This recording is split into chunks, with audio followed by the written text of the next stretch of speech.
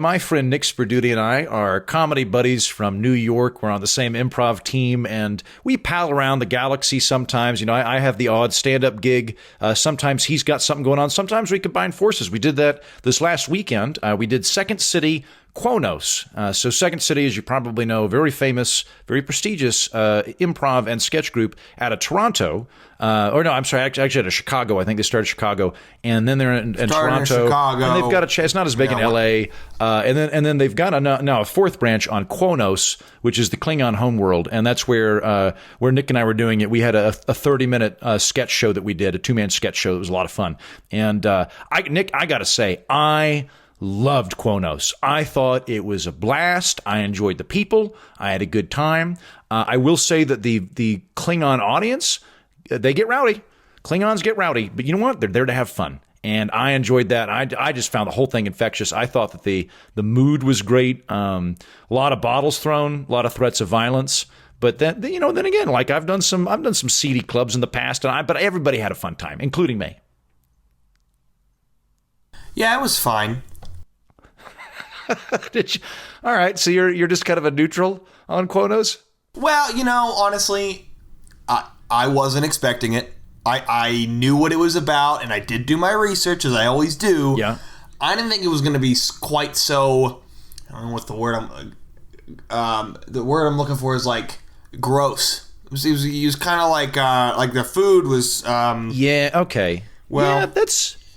The food was disgusting. You know what I think the problem was in your case, because you did on the flight over, you read that Wikipedia article on Klingon, and so you were learning all these things about I'm trying to sleep, and you're like, hey Heaton, did you know that the Emperor Kalis, he united not one but 4 continents? And I'm like, I don't even really 4, care. yeah. But you seem to really go down the Klingon history rabbit hole, which is cool and everything. But you didn't read any of the you should know type stuff. Like, you should know, don't make direct eye contact if you're holding a knife because they will stab you, and just things like that, right? Kind of the street smart stuff. Well, I brought that knife as like a gift. I brought that knife as a gift. Okay, I didn't know that I couldn't just look at someone that I was going to give the knife to. Yeah, okay, I didn't expect to be pummeled. Right, yeah. It worked both ways, because that guy did try to kill you, but later, when you handed it hilt first to the head of, I think it was House Duras or whatever, and you were like, hey,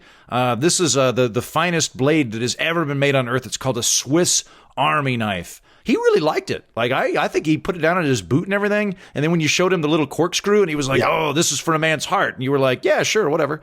He totally got a kick out of that. Like, we should start doing that from now on. I don't know if Swiss Army knives are the way to do it because of the TSA, and I don't want to have to check my bags and stuff. But maybe getting like a bottle of wine from Earth or something, and just giving it to our hosts. That could be a good idea. That's not a bad idea. I mean, again, I didn't have a bad time. Right. It was a lot of unexpected stuff. Yeah.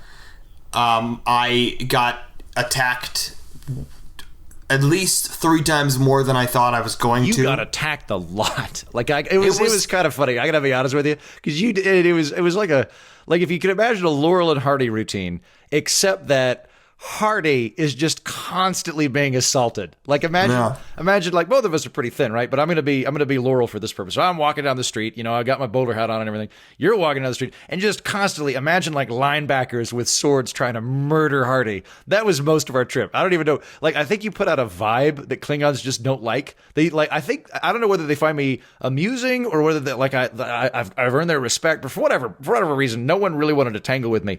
Everybody wanted to fight you.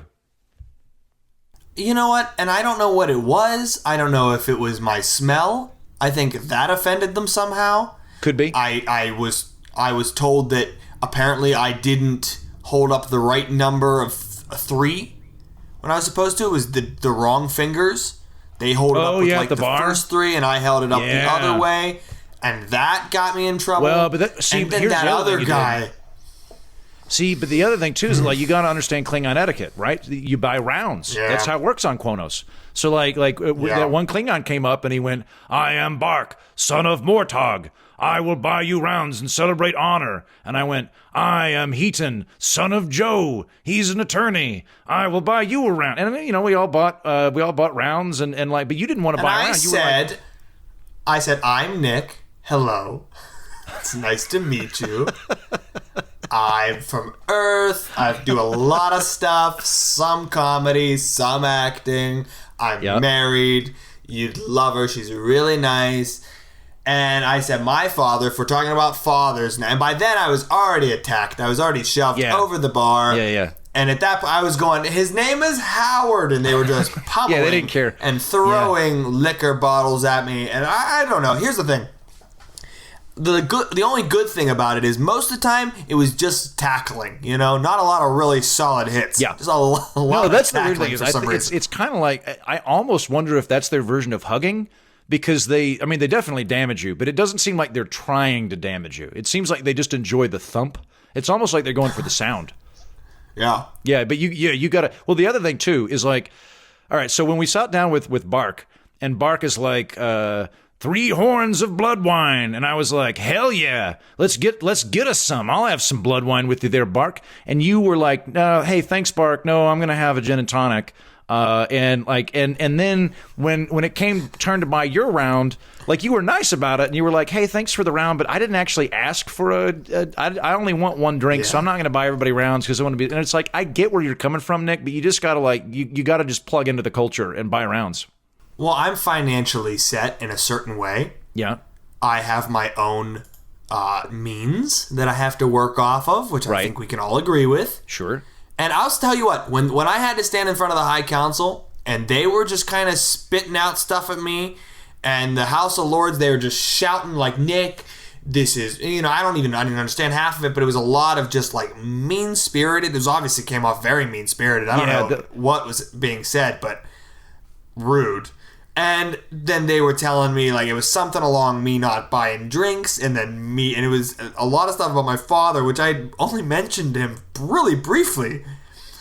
I don't know. And by the way, I kind of regret my role in that, because I'm still not entirely sure why you got summoned in front of the Klingon High Council. I think maybe you accidentally killed somebody, but I'm not entirely sure. In any event, they asked me... You think that guy in the cab? You said I didn't hit him hard. Well, we had to get to the... You kept saying you saw him get back up. Right. Well, okay, the thing is, we had to get to Second City, right? The call time is 7:15. It's 6:45. We're doing. It's only 8 minutes away, but there could be traffic, and Qo'noS traffic is crazy. So I was like, you know what? I don't want... And I, like... Probably there's not a lot of bureaucracy on Klingon, but or on Qo'noS, you know how I feel about bureaucracy. I don't want to have to fill out a bunch of forms and stuff, and so I was just like, yeah, he's fine. I saw him get up. Yeah, but anyway, the other thing I feel bad about is that the Klingons came to me and they went, Heaton, son of Joe, are you his attorney? And I went, yeah, I'm his attorney. And they went, all right, you've got 15 minutes to save him. And I was like, well, this is kind of a golden opportunity for me to test out some new material on a Klingon audience before we go to Second City. So you just kept going through jokes. Yeah, I just kept going through. But they did well. You got to admit, the Klingon High Council really liked my stuff. Here's the thing. I had that Gowron joke. That killed. The Gowron joke was fantastic. It did kill. It did kill. I'm not saying there was bad jokes, but I'm saying you weren't trying to save me whatsoever. No. Number one. And number two, just because your father was an attorney doesn't mean you are. No, that's true. Well, actually, so technically Dad's a judge. And they said that on Klingon, on Qo'noS, you can inherit those judgeships. So, like, I think maybe actually I was like a visiting judge or something. Either way, you didn't get the death penalty. So it might be. And there at the end, I went up and I went and talked to the judge, and I was like, hey, man, be cool. And he was like, I am cool. And I was like, yeah, but seriously though, be cool. And he let you off. So anyway, my point is, it all worked out. Oh, except for the Targ. Because I tried to adopt that Targ, and they wouldn't custom. You know what? And I want to be very clear on this. I'm not blaming the Klingons. I'm not blaming Qo'noS. I am blaming the TSA. They wouldn't let me bring the Targ onto the shuttle, and so that's just a shame. And I had to leave the Targ there. I did find somebody to take care of the Targ for me, but they murdered the Targ. What? No. The minute you put it down, I saw it. As soon as you turned around, you were like, all right, I'll see you later. You'd named it Gatsby, I think. Yeah. And they said as soon as you said bye Gatsby, and it was like one. It was really sweet. It was kind of a sweet thing. And then you turned around and after the embrace, and you started walking towards towards the airport, and I was in tow, and I turned around to kind of wave, and then I was tackled again. Yeah. If you remember. And then as I was on they the called floor, it a goodbye tackle, and then they laughed really hard. And then you remember when the pilot came out to tackle you? I have never seen that before. I have never seen a pilot come out and tackle, and the stewardess, or I'm sorry, flight attendant. Yes, I'm never going back. I'll say that. You know what I'm not going to do? I'm never taking that airline again. But also, when I was on the ground, Klingon Air is not the best. I will give you that. And their gach, that is, you can tell that's been freeze-dried. You know what I'll say about that? Gach. You know? Am I right? But save it for Second City, buddy. don't give out the best jokes right now. They did. I saw him stab that target in the head, but it was a sharp blade. Okay, which is weird because most of their blades look very dull. Yeah, no, isn't that weird? Like they seem more decorative than anything. Like I kind of, this is my take. I feel like Klingons really, the Klingon culture is basically just 16-year-old boys. That's pretty much the whole planet is 16-year-old boys. Sure. You know, I had a great time. I will say that, how do I put this delicately? Well, okay, so I mentioned this on the last podcast. Whenever I go to another planet, I like to scope out the local talent on Tinder. And so I went on Klingon Tinder, and I apparently I think by Earth standards, I'm probably like a 6.5. By Qo'noS standards, I am like an 8 for some reason. I don't know, which I don't even understand because I'm clearly not as muscular as those other guys. Hit it off with a nice young lady from House Martok, and we went and got some blood wine and did some karaoke, and then how do I put this? That was just a violent, consensual but very violent sexual encounter, and I broke my hip. So plus, did get laid, and had a nice romantic tryst on Qo'noS.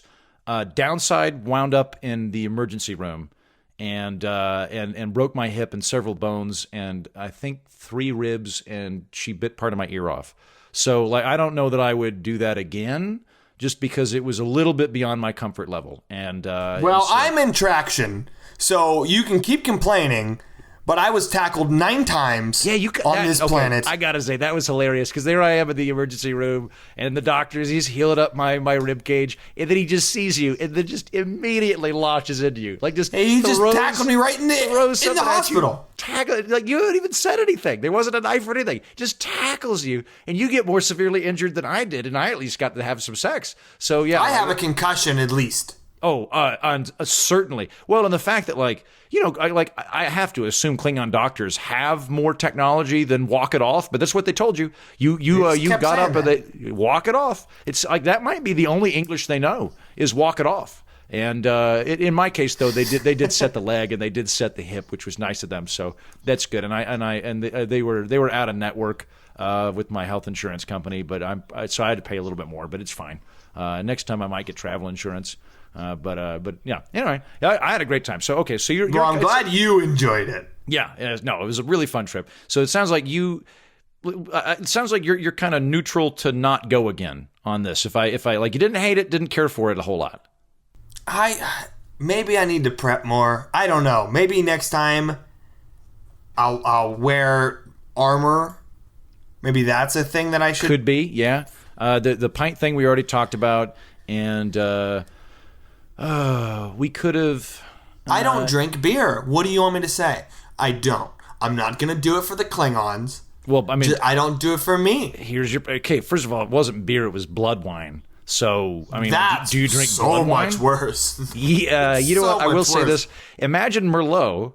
Now imagine Merlot with about half a pint of blood in it. And I only drink Riesling. It's an acquired taste. So yeah, I only it tastes drink nothing Riesling. like if it was blood Riesling, I'd think about it. It wouldn't surprise me if they do that, but it is definitely an acquired taste. If you don't like blood in your drink, you probably won't like blood wine. To be honest, or blood in your food. I think you got to kind of be there to really appreciate it, because I don't know that I would order blood wine like at my local pub. I think they've got it because they do a lot of craft beer and stuff, but I don't think I would order it out of my way. Same with gach. I didn't really. I can eat gach. I didn't super care for it. Klingon television's great. Really enjoy their sitcoms. They're pretty funny. There's a lot. I will say they still have laugh tracks, which is weird that the Klingons still have laugh tracks. But but if you like physical humor, it is just constant. Basically, it is. Who are those three guys that hurt each other a lot? Not the Musketeers. The Three Stooges? That's it. It's like the Three Stooges with knife fights. There's a lot of blood. It's pretty funny. And also, every show is basically porn, which is why you liked it. It was great, yeah. It was really, like, if anything, it was just porn with Three Stooges violence breaks. Like, imagine really aggressive pornography, again, consensual, but then every 5 minutes they're like, and a knife fight. And then they'd have, like, they'd sell jewelry or something for the commercials, because they've got commercials just like we do. We're not that different. Even the commercials were like porn, though. Half of them. Yeah, Half of them just broke into orgies in the middle of selling something. Yep, there was a lot of that, and there was also a lot of commercials where a guy would, they would just film a guy like bursting into someone's house and challenging them to a fight unless they bought his vacuum cleaner, which I got like so much better than regular Earth commercials, in my opinion. Like, I don't know if you've seen a used car commercial recently, but they're just some smiley family that won't shut up. But like with the Klingons, though, like you're getting like there's some drama built into it. I would watch Klingon commercials for fun. I'll be honest. I wish I'd have seen that commercial before the actual guy knocked on the door to sell us the vacuum. That was amazing. He kicks the door in and I'm like, oh my God, are you King Tao, son of Bill? Like this, I totally just saw you. And then he just slugged you with a vacuum cleaner and you're lying there bleeding and there's noticeably a tooth on the floor. And then he goes, buy my vacuum cleaner. I was like, this is crazy. I just saw you, man. I'll tell you what, I was tackled maybe, I don't know, 20 times. No, you're lowballing it. Maybe the first day. And I'll say, maybe it was the smog of the city.